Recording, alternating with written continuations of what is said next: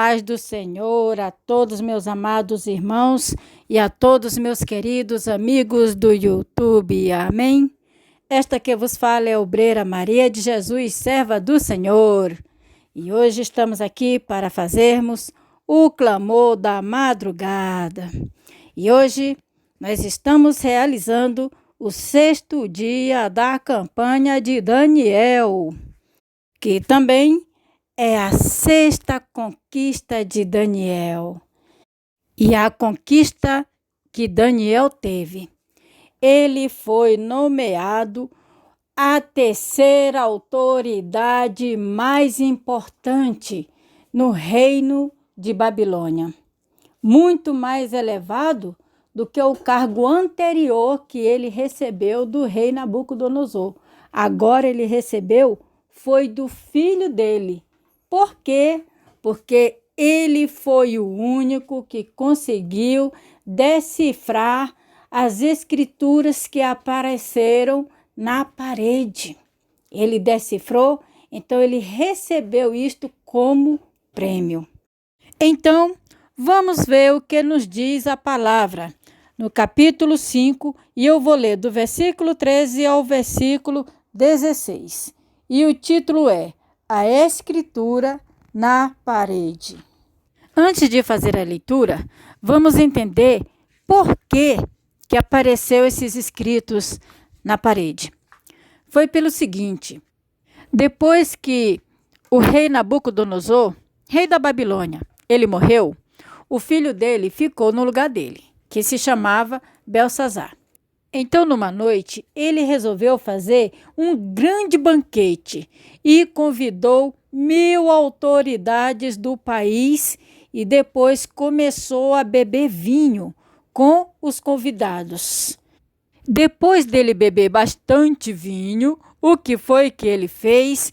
Ele mandou que trouxesse os copos de ouro e de prata que Nabucodonosor, o pai dele, tinha trago de Jerusalém, do templo do Senhor, os utensílios do templo de Deus que eles haviam levado de Jerusalém para a Babilônia, que na verdade não eram deles, era de Deus, pois ele usou esses utensílios e beberam nos copos vinhos, juntamente com seus convidados de honras, as suas mulheres e as concubinas.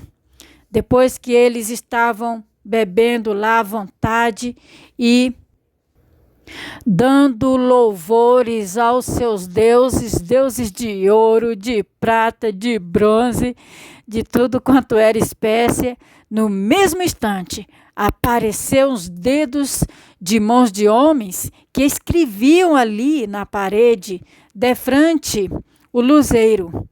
E depois, aquelas palavras que o rei viu que estava aparecendo na parede, deixou ele totalmente nervoso. Aquele homem mudou o semblante e ele começou a se tremer e ficou todo perturbado. Chega, os joelhos dele balançavam. Aí ele foi e ordenou que chamassem ali os encantadores, os caldeus, os feiticeiros e aos sábios. E depois ele disse que qualquer um que conseguisse ler o que estava escrito ali na parede, ele iria premiá-los com vestes de ilustres e depois iria receber corrente de ouro e pôr no pescoço e seria a 3ª autoridade mais importante no reino. Então, com certeza, aqueles que foram convocados para decifrar a escritura gostariam de receber esse prêmio, só que ninguém conseguiu ler. Por mais que eles se esforçassem, não conseguiram. Então, foi quando a rainha mãe do rei entrou em ação. Ela disse para o rei que no reinado havia um homem que tem espírito dos deuses santos e que nos dias do pai dele, que era o rei Nabucodonosor, se achou neste homem, que no caso era Daniel, luz, inteligência e sabedoria, como a sabedoria dos deuses. Aí ela disse para ele que o rei Nabucodonosor, ele constituiu este homem como chefe dos magos, dos encantadores, dos caldeus e dos feiticeiros, porque nele tinha o espírito excelente e nele havia o conhecimento e inteligência para interpretar sonhos, declaração de enigmas e solução de casos difíceis. E que este homem se chamava Daniel, a quem o rei colocou o nome de Beltesazar. Aí ela disse para o filho dela que Daniel poderia dar a interpretação. Então, ele resolveu chamar Daniel. Então, vamos ver a leitura a partir do versículo 13. Então, Daniel foi introduzido à presença do rei. Falou o rei e disse a Daniel: És tu aquele Daniel dos cativos de Judá, que o rei, meu pai, trouxe de Judá? Veja bem, olha a expressão que ele usou para se dirigir a Daniel, com gesto de arrogância e ao mesmo tempo de menosprezo à pessoa de Daniel. Porque de forma alguma haveria necessidade dele chamar Daniel de cativeiro. É claro que Daniel entrou na Babilônia como cativeiro, mas ali Daniel já era uma autoridade, porque ele já tinha sido nomeado governador, ele era governador, mas nem sequer era reconhecido por esse rei. E esse rei usou essa expressão para dirigir as palavras a Daniel. Isso já mostra a arrogância dele. Prosseguindo, versículo 14. Tenho ouvido dizer a teu respeito que o Espírito dos deuses está em ti e que em ti se acham luz, inteligência e excelente sabedoria. Acabam de ser introduzidos à minha presença os sábios e os encantadores, para lerem esta escritura e me fazerem saber a sua interpretação. Mas não puderam dar a interpretação destas palavras. Olha só, falou para Daniel que nenhuma das pessoas a qual ele chamou, que realmente tinha esses dons, conseguiram interpretar estas palavras. Versículo 16. Eu, porém, tenho ouvido dizer de ti que podes dar interpretações e solucionar casos difíceis.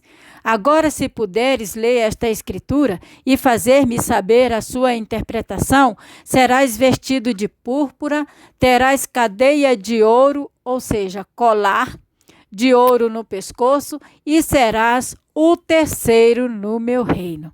Olha só o prêmio que é dado àquele que interpretasse aquelas escrituras. Então, resumindo, Daniel interpretou todas as palavras que estavam na parede. E o resultado da interpretação é que, naquele momento, ele iria ser morto e Babilônia iria ser invadida e, ao mesmo tempo, dividida em 2 reinos, que seria aos medos e aos persas. E depois que Daniel interpretou aquelas palavras, o rei só teve tempo de cumprir para Daniel aquilo que havia prometido. E logo Daniel já foi nomeado num cargo e o rei morreu. Ele caiu na mesma hora. E no mesmo instante, Babilônia foi invadida pelos persas e pelos medos.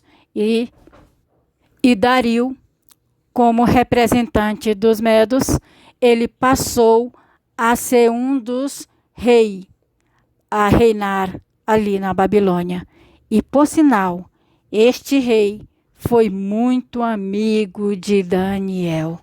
Então, meus queridos, olha só o que Deus faz na vida daqueles que fazem descaso com as coisas dele.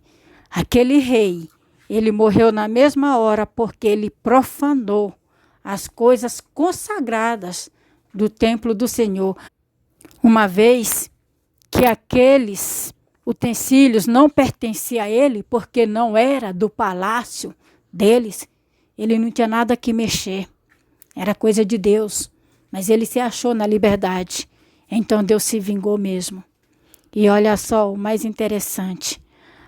Houve ali uma derrota e uma exaltação. Quem foi derrotado? Aquele que blasfemou contra Deus. E quem foi honrado? Aquele que honra a Deus. Que no caso foi Daniel.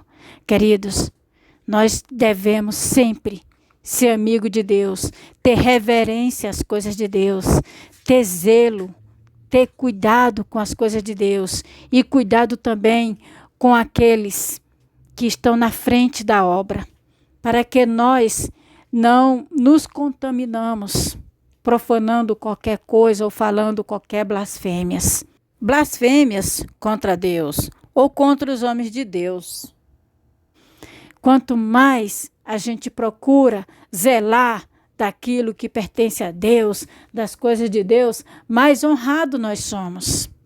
E aqueles que criticam, aqueles que blasfemam, aqueles que agem contra, eles só têm a perder. Aquele homem nem sequer aprendeu a respeitar a Deus com o que aconteceu com o pai dele. Como diz a Escritura, o pai dele, quando virou animal, ele viu, ele acompanhou. E mesmo assim, ele não respeitou a Deus. Então, vamos continuar respeitando, reverenciando e obedecendo o Senhor, que só temos a lucrar. Amém? Oremos ao Senhor nosso Deus. Senhor, meu Deus e meu Pai, neste momento, Senhor, eu levanto a Ti este clamor. Porque eu sei, meu Deus, que neste mundo em que nós vivemos, é cheio de pessoas que dizem blasfêmias, é cheio de pessoas incrédulas, é cheio de pessoas que não reverenciam a Ti. Mas o nosso dever, Senhor, é de clamar, de pedir a Tua misericórdia, para que a Tua mão de poder não age segundo o merecimento de nenhum, mas segundo a Tua compaixão e a Tua bondade infinita, porque é disso que nós estamos precisando, Senhor. E eu te peço, meu Deus, a favor de cada um destes Teus filhos que nos ouve neste momento. Eu te peço, Pai, que aonde entrarem estes vídeos, que entram também, meu Deus, a Tua presença, o Teu amor, para reinar a paz, porque existe muitos lares que se encontram, Senhor, com a sua fé em divisão, uns acreditando no Teu amor, uns reverenciando a Ti e Te buscando, e outros agindo com a incredulidade, provocando a Tua ira, dizendo palavras torpes, Senhor, e com o coração endurecido. Então eu clamo a Ti, Senhor, para que Tu venha entrar em cada um destes lares, para que haja conversão, para que haja transformação, para que haja libertação, para que, Senhor, a vida daqueles que têm o coração endurecido venha ter o verdadeiro encontro contigo, Senhor, e venha Te buscar, e venha Te honrar, Senhor, e venha Te tratar, meu Deus, com reverência, porque existe tantas pessoas, meu Deus, neste mundo, que não faz ideia das palavras pesadas que pronunciam contra Ti, meu Deus. Então eu clamo para que Tu venha perdoar, Senhor.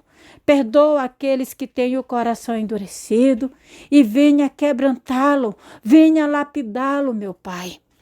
Tenha compaixão, Senhor, desta pessoa que me ouve e que o sonho dela é de ver a sua família Te servindo, é de ver a sua família salva, é de ver a sua família seguindo os Teus caminhos retos. Então eu Te peço, meu Deus, para que seja repreendido destes lares todo espírito de incredulidade, toda dureza de coração, que seja expulso destes lares, destas mentes, destas vidas, e que esses espíritos sejam lançados no inferno.